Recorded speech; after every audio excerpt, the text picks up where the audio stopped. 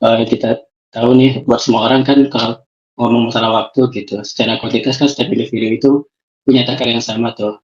Dalam satu hari kita punya 24 jam, dalam seminggu kita punya 7 hari dan seterusnya. Jadi bisa dibilang kayak untuk jatah waktu ini gak ada yang spesial buat semua orang gitu, semuanya inklusif gitu.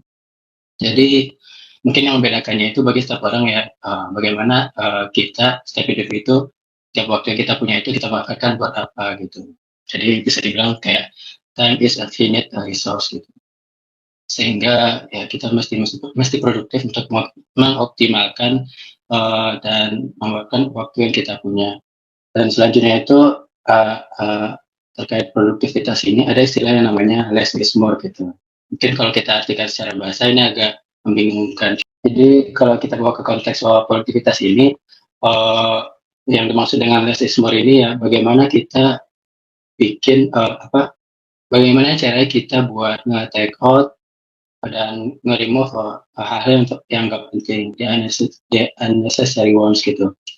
Jadi di sini mungkin kita mau sedikit sharing gitu bagaimana sih caranya buat kita nge-take out hal yang dirasa mungkin nggak penting sekarang atau mungkin secara pribadi dari sisi kita itu belum bisa buat melakukannya gitu. Jadi mungkin bisa dengan cara pertama kita pikirkan atau listen apa aja sih semua kewajiban yang kita punya atau tugas-tugas yang kita dapatkan mungkin dari kerjaan kantor atau mungkin kalau kita masih sekolah di sekolah gitu.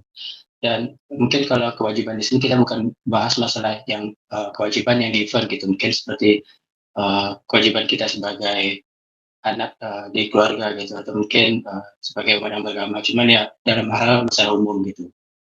Misalkan kewajiban kita nih di kantor seperti apa gitu. Jadi kan tiap orang itu mungkin punya apa ya tugas-tugas yang satu uh, atau dua hal atau bahkan lebih sebenarnya yang diberikan ke kita itu kita nggak nyaman atau secara kapabilitas waktu dan load kerjaan kita nggak mencukupkan gitu. Jadi dari situ dari list yang ada dan hal-hal yang kita worry terhadapnya kita bisa define action nih terhadap hal tersebut gitu. Mungkin ya di sini kita bisa simpulkan ada tiga sih. Mungkin ya sebenarnya ada banyak cara, cuman disimplify menjadi tiga ya ini extracting ourselves, delegate dan outsource gitu.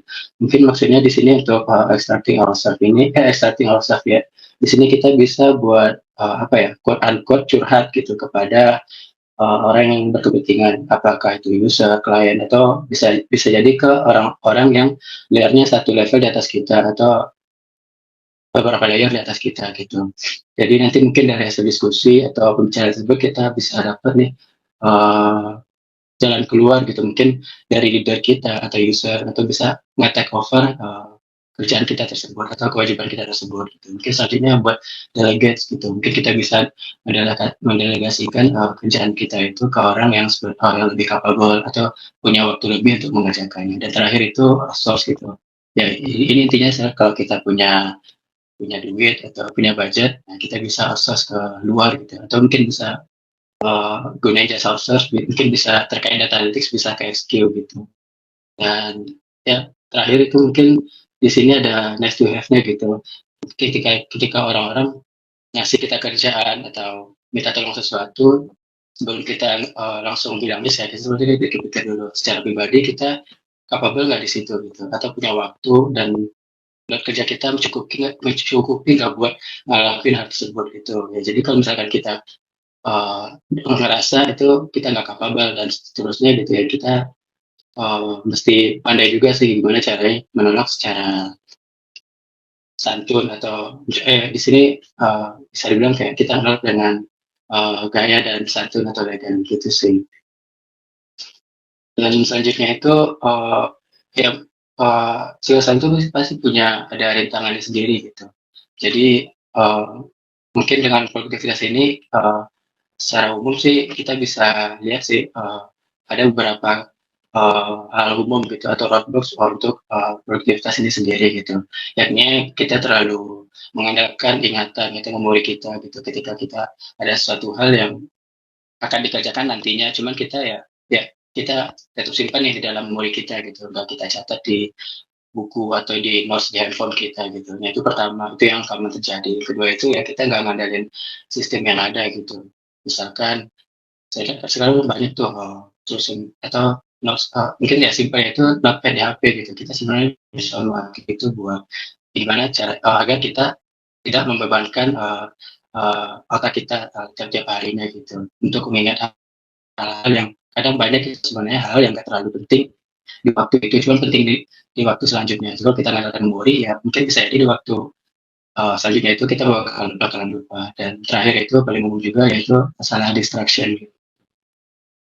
Jadi bagaimana sih cara kita buat atasi hal tersebut atau roadblock sisinya gitu?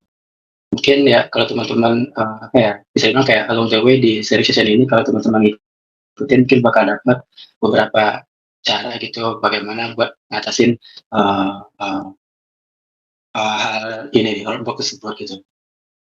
Mungkin yang detailnya nanti bakal dijelasin sama Mbak Tika sih buat ini gitu. Jadi stay tune gitu. Dan selanjutnya di sini ada istilah kita tahu uh, setiap orang itu berbeda gitu.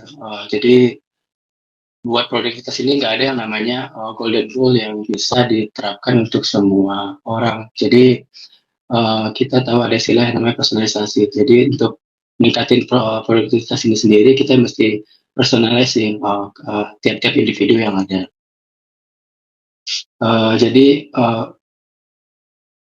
untuk teman-teman yang berkecimpung di data pasti tahu kan, terutama yang teman-teman di data analis atau data scientist gitu, gimana ngelakuin personalisasi gitu. Mungkin ya paling utama sih kita kayak kalau di data kan kita ngelakuin EDA gitu. Kita pengen tahu dan mengenal lebih dalam si data kita seperti apa. Atau kalau konteks produktivitas individu ya kita ya jadi kita mesti tahu sistem individu itu seperti apa. Nah, untuk mengetahui sih setiap individu itu karakternya seperti apa ya kita bisa gunain sih beberapa poin yang ada di sini gitu. Jadi di sini ada yang namanya chronotype. Jadi kalau chronotype itu sendiri bisa dibilang kayak body clock gitu. Uh, jadi kan uh, badan kita atau jiwa raga kita, otak gitu, kan aktif tiap harinya itu di jam-jam tertentu. Nah itu bisa dibilang kayak body clock. Kita aktifnya di jam berapa, di kurun waktu mana saja gitu.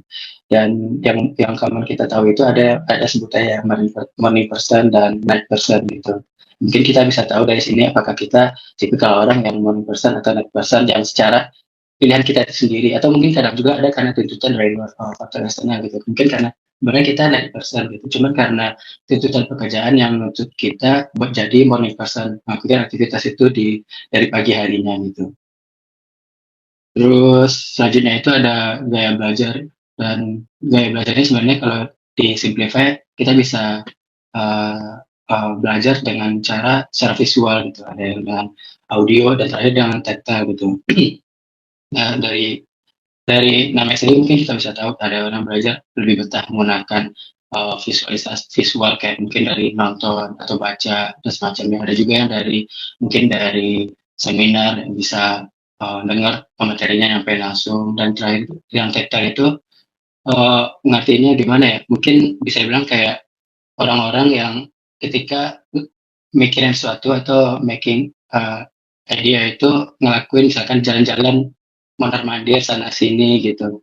Jadi mungkin kalau teman-teman ngeliat di kantor ada yang mondar-mandir sana sini, mungkin bisa jadi dia lagi mikir atau nggak terlalu sistem sesuatu gitu. Dan terakhir dan ketiga itu mungkin ada istilahnya integrator dan segmentator gitu. Kan ada orang sih yang sebenarnya bisa ngelakuin apa ya, mau uh, melakukan hal-hal yang berhubungan dengan pekerjaan ketika dia sedang berada di apa ya, di me time atau family time gitu. Mungkin paling simpel itu biasanya kan balas chat atau balas email dan semacamnya, dan itu kita bisa sebut orang tersebut sebagai integrator. Dan sebaliknya itu segmentor. Jadi ada orang yang ngaset boundary gitu, jadi mereka nggak mau nih di rumah atau di luar kantor mereka diganggu sama kerjaan, dan ketika di kantor baru mereka fokus buat ngelakuin kerjaan kantor. Dan mungkin untuk urusan di luar kantor, misalnya urusan di rumah, mungkin ketika di kantor dia nggak terlalu ngurusin hal tersebut gitu. Dan terakhir itu introvert atau extrovert. Ini istilah common, jadi kita bisa tahu sih di sini kita karakternya seperti apa gitu. Ada yang dari karakter ada yang kita bentuk sendiri, ada yang karena faktor eksternal gitu. Jadi misalkan yang karakter yang ada sekarang di kita ini kebanyakan karena pengaruh eksternal dan kita nggak nyaman, sebenarnya itu kan agak susah juga buat kita meningkatin produktivitas kita. Mungkin ada caranya ya, mungkin kayak apa ya, kalau karena faktor eksternal mungkin faktor eksternal itu mungkin dari jam kerja misalkan.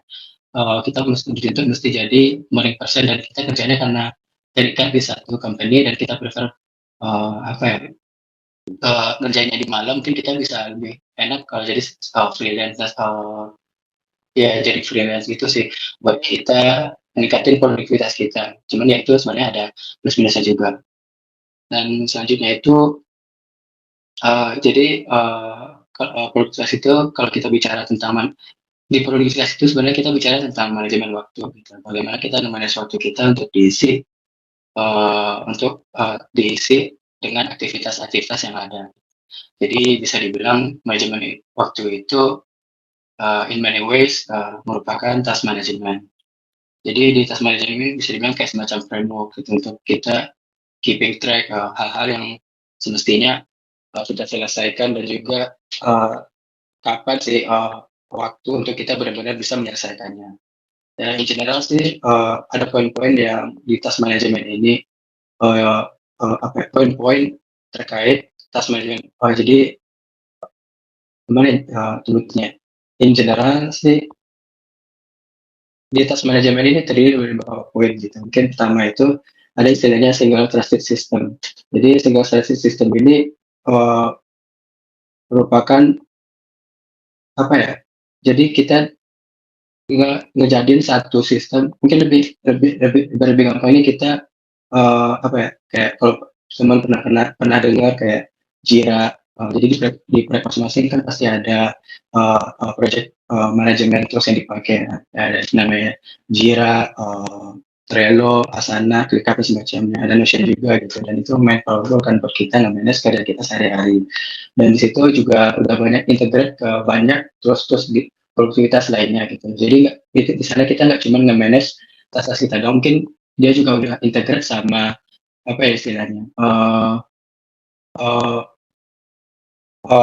apa ya, misalnya kalau di Jira itu ada Confluence gitu, jadi buat kita nge ngedokumentasikan project kita dan secara integrasi semuanya gitu. Dan kalau untuk engineer kan ketika kita kolaborasi mungkin kita pakai collaboration tools macam GitHub, dan tadi di Jira itu ada juga kan namanya Bitbucket. Nah itu semuanya udah integrate, jadi di era digital ini udah sangat kebantu sih buat kita manage tas-tas kita yang ada gitu, apalagi kalau kita bekerja di dalam satu tim. Dan juga ada brain dumps gitu. Nah, brain dumps ini kayak tadi saya sebutin itu ada Confluence. Nah, kita sebenarnya bisa ngeluarin semua apa yang kita pikirkan dan ideation yang ada, blocker yang ada di sana biar semuanya nggak kesimpan di memori yang seperti dijelasin di awal itu sebagai roadblock kita. Jadi once sudah ada di sistem kita gitu, dan nantinya kita bisa uh, look up ke sana lagi ketika dibutuhkan gitu. Tidak perlu revisit lagi memori ingatan kita yang lama. Selanjutnya itu ada sistem components. Jadi mungkin kalau tadi tools yang kita pakai buat project management ada namanya Jira, kan di dalam itu ada project name gitu. Terus assignee siapa dan semacam, ada next actionnya apa, statusnya apa gitu. Nah itu bisa dibilang sebagai sistem komponennya sendiri buat task management. Dan terakhir itu ada maintaining system gitu. Jadi itu gimana kita buat day to day-nya ketika kita update gitu, setiap kali ada event atau apa ya, state yang berubah di task kita, nah kita update di sistem yang sudah kita tentukan sebelumnya, ya, which is di single trusted sistem kita ini gitu. Jadi itu emang lebih baik kita maintain tiap harinya, atau kalau bisa setiap ada apa ya, change of state gitu kita langsung ubah. Cuma kadang agak susah juga, jadi kalau bisa minimal di end of day kita update tuh sistem kita. Gitu sih. Mungkin ya segitu sih dari yang bisa saya sampaikan.